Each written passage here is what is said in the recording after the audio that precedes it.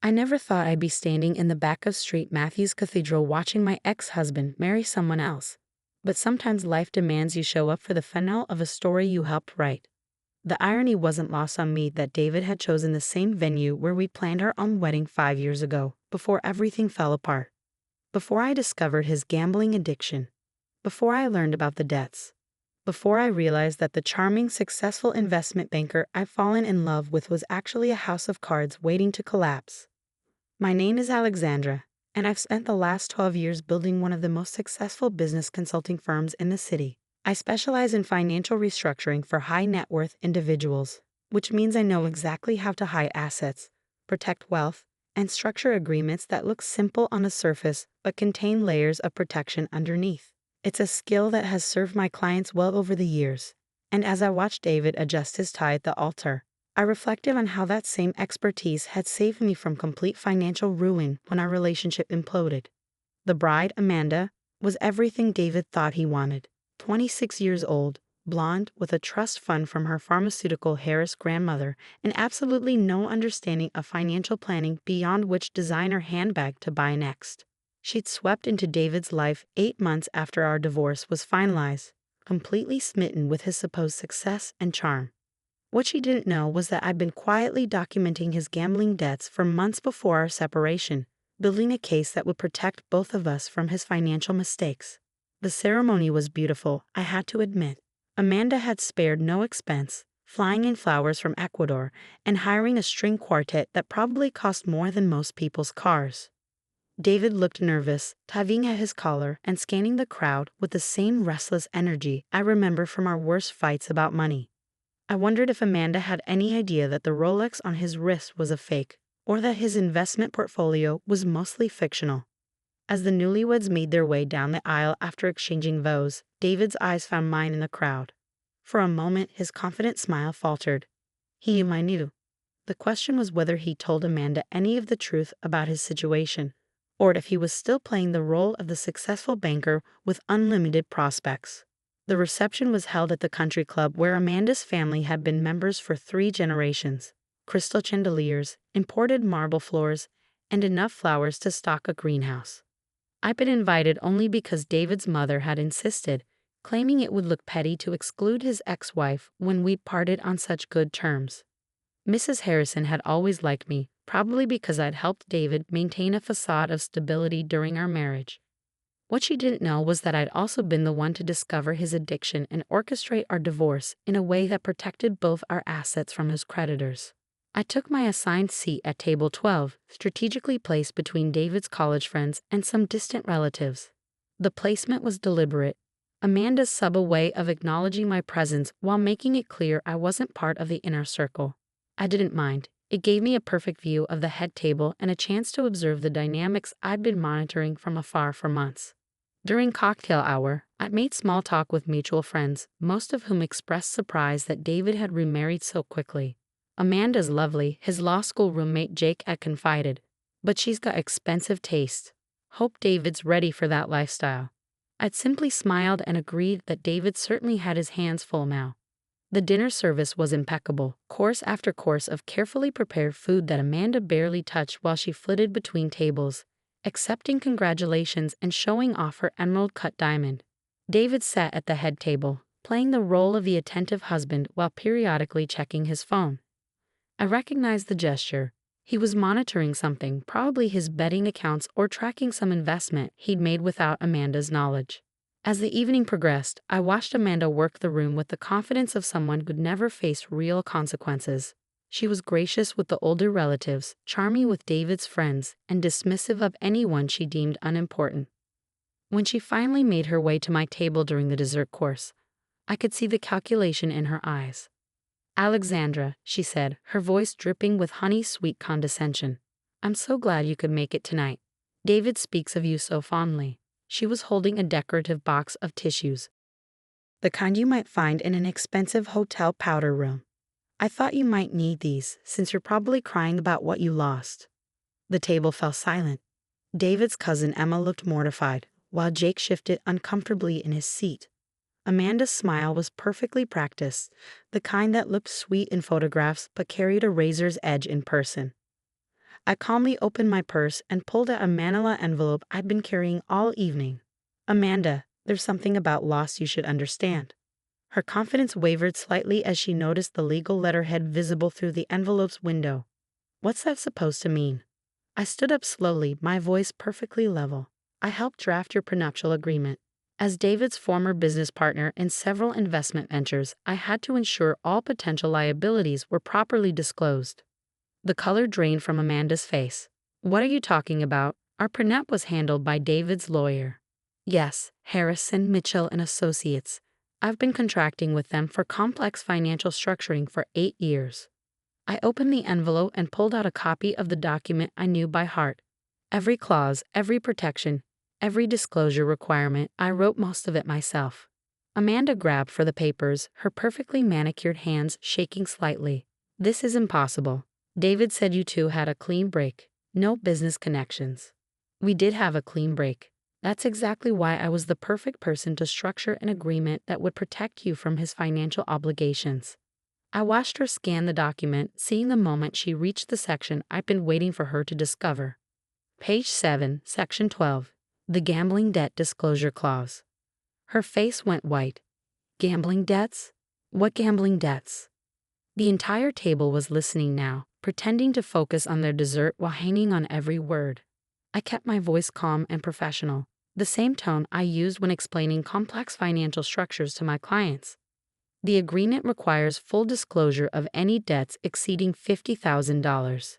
David acknowledged gambling obligations totaling $347,000 as of the signing date, 6 weeks ago. I paused, letting that number sink in. Those debts are specifically excluded from any marital property protections. Amanda sank into an empty chair, still clutching the papers. He told me he had some credit card debt, maybe $20,000. He said the prenup was just to protect my trust fund. Your trust fund is protected, I confirmed. But according to the terms David agreed to, any debts he accumulated through gambling, whether before or during the marriage, remain his sole responsibility. If creditors pursue collection, they can't touch your assets, but they can certainly pursue his. But he doesn't have any assets, Amanda whispered, the realization dawning. The apartment is rented. The car is leased. His investment accounts are mostly fictional, I finished gently. I'm sorry, Amanda. I thought he'd been honest with you about his situation. The tissue box sat forgotten on the table as Amanda buried her face in her hands. Around us, wedding guests continued their conversations, but our table had become an island of shocked silence. Jake cleared his throat awkwardly. Alexandra, are you saying David owes over $300,000 to gamblers? To various creditors, yes. Online betting platforms, some private poker games, and a few individuals who started as friends but became creditors when the amounts got serious. I'd spent months documenting every transaction during our divorce proceedings. The prenup includes a specific schedule of these obligations. Amanda looked up, mascara smudging beneath her eyes. How long have you known? I discovered the debts about 8 months before David and I separated. I spent our last 6 months together documenting everything and preparing for a divorce in a way that would protect both our assets from his creditors. I sat back down, my voice becoming more personal. I loved him too, Amanda, but I wasn't going to let his addiction destroy my life's work. Why didn't you tell me? Her voice was barely a whisper. I tried to have coffee with you in February, remember? You said you were too busy with wedding planning to discuss ancient history with David's ex-wife. I'd reached out several times actually. Amanda had made it clear she wasn't interested in my perspective on anything. I'd also sent a letter to your address in March, but it was returned unopened. Emma, who'd been listening with growing horror, finally spoke up. Amanda, what does this mean for your marriage? I answered before Amanda could respond. It means she's legally protected from David's debts, but she's also married to someone who owes more money than most people make in 5 years, money that's owed to people who don't typically accept payment plans. Amanda's phone buzzed with a text message. She glanced at it, and the remaining color drained from her face. It's from David. He says he needs to step outside to take an important call. On his wedding night, Jake shook his head. That's not good. I've been tracking David's behavior patterns for years. The urgent phone calls, the secretive text messages, the sudden need to handle business at inappropriate times. Amanda, you need to understand that this isn't going away. These aren't debts that disappear with time or good intentions. She stood up abruptly, smoothing her wedding dress with shaking hands. I need to find David. As she walked away, still clutching the prenup papers, Emma turned to me with wide eyes. Alexandra, did you really design their prenup to expose David's gambling? I designed it to protect Amanda from financial ruin, I corrected. David chose to sign an agreement that required full disclosure of his debts because he thought he could hide the extent of his problems. I just made sure the truth was documented in legal terms. Jake leaned forward. But why help protect her? She's marrying your ex-husband. I considered the question while watching Amanda cross the reception hall, her wedding dress trailing behind her like a white flag of surrender. Because I've been where she is. I know what it's like to love someone and slowly realize they've been lying about everything that matters. The difference is, I had 12 years of business experience and financial knowledge to protect myself. Amanda has a trust fund, and no idea how predatory her husband's creditors can be. Through the ballroom's tall windows, I could see David pacing on the terrace, his phone pressed to his ear and his free hand gesturing frantically. Even from this distance, his body language screamed desperation. 20 minutes later, Amanda returned to the reception, looking like she aged 5 years in a single conversation. Her lipstick was gone, her hair was disheveled, and she was no longer carrying the prenup papers. She walked directly to my table, her designer heels clicking against the marble floor with military precision. "You're right," she said simply. "About everything." I nodded, feeling no satisfaction in being correct about such a devastating situation. "What did David tell you?" "That his creditors have been calling all week. That he was hoping the wedding presents would include enough cash gifts to make a payment and buy him more time." Her voice was hollow, defeated. "He asked if I could access my trust fund early for a temporary loan to help with a business opportunity." The table exchanged glances. Everyone understood the implications. "Amanda," I said carefully, "you need to contact your own lawyer first thing Monday morning. Not David's lawyer, your own.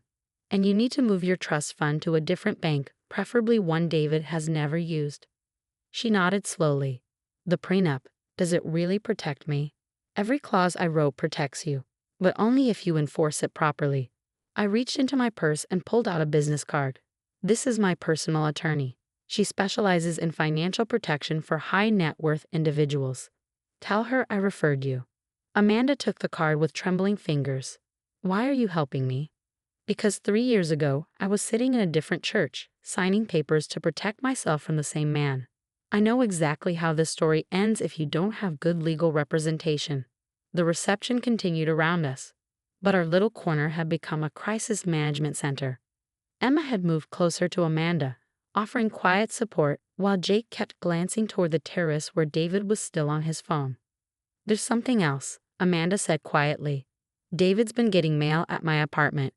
Official-looking envelopes that he always takes and says are just business correspondence. After reading this prenup, I'm wondering." "Collection notices," I confirmed, "probably from multiple creditors. The gambling debts I documented were just the ones I could verify during our divorce. There are likely others." Amanda closed her eyes. "Our honeymoon, we're supposed to leave for Italy tomorrow. David insisted we use my credit card for the hotel because his was temporarily frozen due to a banking error." "Cancel the trip," I said immediately, "or go alone. But don't let him use your credit for anything, and don't access your trust fund for any reason he suggests." She pulled out her phone and started scrolling through her contacts. "I need to call my grandmother. She set up the trust fund with specific protections, but I never paid attention to the details because I thought I'd never need them."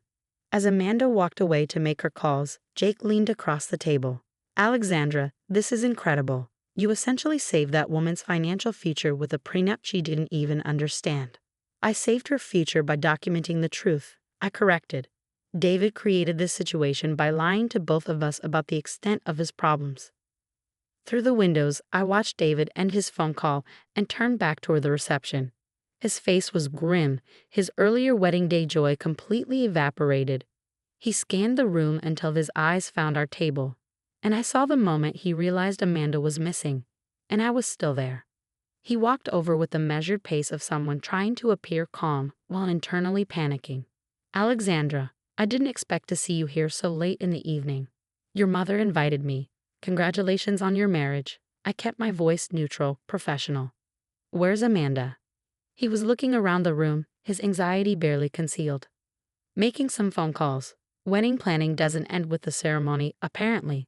I watched his reaction carefully. She seemed very interested in understanding the financial protections you both signed. David's jaw tightened. What did you tell her? The truth? That you disclosed gambling debts totaling over $300,000 in your prenuptial agreement. I paused, letting him process the fact that his secret was no longer a secret. She was surprised. Apparently, she thought your only debts were some minor credit card balances. You had no right to interfere with my marriage. His voice was low and angry, but he couldn't make a scene at his own wedding reception. I had every right to explain a legal document I helped draft. Amanda is now my client, actually. She's hired my firm to ensure all the protections in your agreement are properly implemented. David sank into the chair Amanda had vacated, his head in his hands. You don't understand the pressure I'm under. These people don't wait for convenient payment schedules. I understand perfectly. That's why I spent months documenting everything during our divorce. And why I structured Amanda's prenup to protect her from exactly this situation. I leaned forward slightly. The question is, what are you going to do now that she knows the truth? Before he could answer, Amanda returned to the table, her phone still in hand and a newfound determination in her posture. David, we need to talk. Now. He looked between us, realizing that his carefully constructed facade had crumbled completely. Amanda, sweetheart, let me explain. No, her voice was firm, strong. I've been talking to my grandmother and my lawyer. We're going home, and tomorrow morning I'm implementing every protection clause in that prenup Alexandra wrote. David stood up slowly. What does that mean? It means your gambling debts remain your responsibility alone. It means I'm moving my assets to accounts you can't access. And it means our marriage starts with complete honesty, or it doesn't continue at all. The transformation in Amanda was remarkable. The naive, trusting bride had been replaced by a woman who understood exactly what she was dealing with. I felt a surge of professional pride, not just in the legal protections I'd built into her agreement, but in her decision to use them. David looked at me one last time, his expression a mixture of anger and resignation. You've destroyed everything. I documented everything, I corrected. You destroyed it months before Amanda ever knew your name. As the newlyweds left their own reception early, Emma turned to me with amazement.